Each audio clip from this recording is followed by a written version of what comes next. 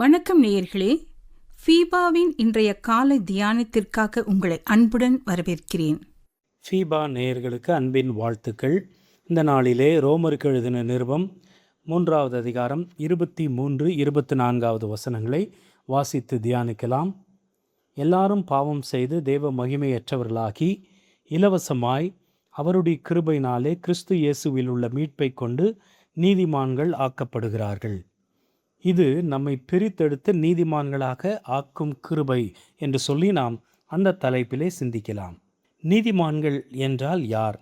நீதிமான்கள் என்பவர்கள் இதுவரைக்கும் பாவமே செய்யாதவர்கள், பாவம் செய்யாதபடி பரிசுத்தமான ஒரு நிலையிலே வாழ்ந்து கொண்டிருக்கிறவர்கள். அவர்களை குற்றம் சாட்டவே முடியாது. இந்த குறை உண்டு, இந்த பாவம் உண்டு என்று குறை கூற முடியாதபடி வாழுகிறவர்கள். ஆனால் ஆண்டவராகிய கர்த்தர் இங்கே நம்மை நீதிமான்களாக அவர் அறிவித்து ஏற்றுக்கொள்கிறாராம். நீதிமான்கள் ஆக்கப்படுகிறார்கள் என்ற பதம் 24வது வசனத்திலே வருவது, அது நாம் நீதிமான்களாக மாற்றப்படுவதில்லை, நீதிமான்கள் என்று அறிவிக்கப்பட்டு ஏற்றுக்கொள்ளப்படுகிறோமாம். அது எவ்வாறு சாத்தியம்? நாம் பாவமே செய்யவில்லை இதுவரைக்கும் என்று சொல்லவே முடியாது. எல்லாருமே நாம் பாவிகள்தான். தாவீது ராஜா சொல்லுகிறார், என் தாய் என்னை பாவத்திலே கற்பந்தரித்தாள் என்று சொல்லி.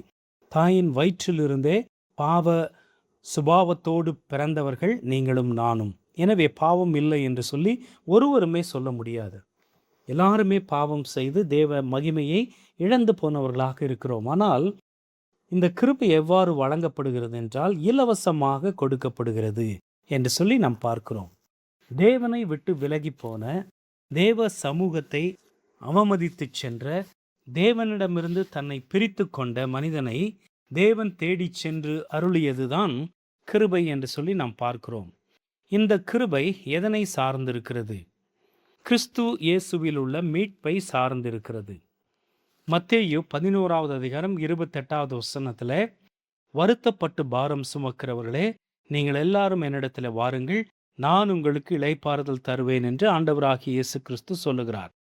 பாவ பாரத்தின் அழுத்தத்தையும் அதன் பின் விளைவுகளையும் கண்டு அவை எவ்வளவு பயங்கரமானவை என்று தேவன் உணர்ந்து அது நிமித்தமாக தான் அழைக்கிறார் என்று சொல்லி நாம் பார்க்கிறோம்.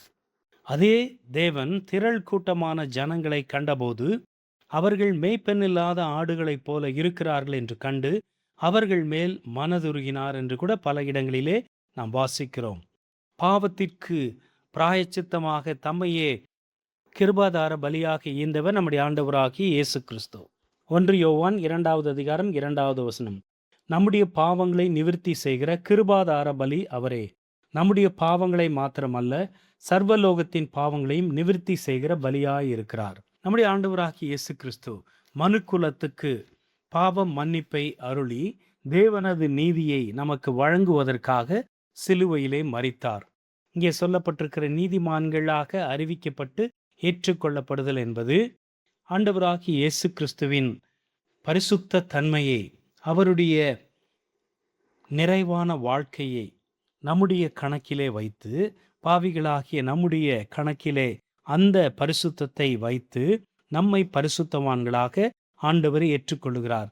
பாவம் செய்யாதவர்களைப் போல அறிவித்து நீதிமான்கள் என்று அழைத்து ஏற்றுக்கொள்கிறார். எபிரேயருக்கு எழுதின நிருபம் 4வது அதிகாரம் 16வது வசனம், ஆதலால் நாம் இரக்கத்தை பெறவும் ஏற்ற சமயத்தில் சகாயம் செய்யும் கிருபையை அடையவும் தைரியமாய் கிருபாசன தண்டையிலே சேரக்கடவும். கிருபாசனம் என்பது பழைய ஏற்பாட்டின் காலத்திலே உடன்படிக்கை பெட்டியின் மூடியாக காணப்பட்டதுதான் கிருபாசனம். அந்த கிருபாசனத்தின் மீது பலி மிருகத்தின் இரத்தமானது தெளிக்கப்படும் போது பாவ மன்னிப்பு அல்லது பாவ நிவிர்த்தி உண்டாகிறது.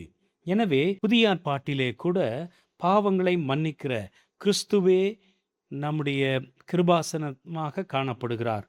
நாம் கிருபையை அடையவும் தைரியமாய் கிருபாசன தண்டையிலே சேரவும் கடவோம் என்று சொல்லி இந்த நிருபத்தை எழுதினவர் கூறுகிறதை நாம் பார்க்கிறோம். எனக்கு அன்பான ஃபீபா நேயர்களே, நீங்களும் நானும் பாவத்திலே பிறந்து பாவம் செய்து பாவ சுபாவத்தோடு வாழ்ந்து கொண்டிருப்பவர்கள். நமக்கு நம்முடைய ஆண்டவராகிய இயேசு கிறிஸ்து அவருடைய நீதியை நம்முடைய கணக்கிலே வைத்து நம்மை பரிசுத்தவான்களாக, நம்மை நீதிமான்களாக அறிவித்து ஏற்றுக்கொள்கிறார். பாவம் செய்யாதவர்களைப் போல அங்கீகரித்து ஏற்றுக்கொள்ளுகிறார். என்ன ஒரு பாக்கியம்! அந்த பாக்கியத்தை பெற்றுக்கொண்ட நாம் பரிசுத்தத்தோடு கூட வாழ, கிருபையை சுதந்தரிக்க, நாம் வாசித்தது போல கிருபாசன தண்டையிலே அடிக்கடி கிட்டிச் சேர தேவ கிருபையை பெற்றுக்கொள்ள தேவன் நமக்கு கிருபை பாராட்டுவாராக. இன்றைய காலை தியானத்தில் பங்கேற்றமைக்காக நன்றி. உங்களது கருத்துக்களை பகிர்ந்து கொள்ளவோ மேலும் விவரங்கள் அறிந்து கொள்ளவோ 9458505042 என்ற எண்ணிற்கோ அல்லது info@fibaonline.org தொடர்பு கொள்ளவும். தேவன் தாமே உங்களை ஆசீர்வதிப்பாராக. ஆமேன்.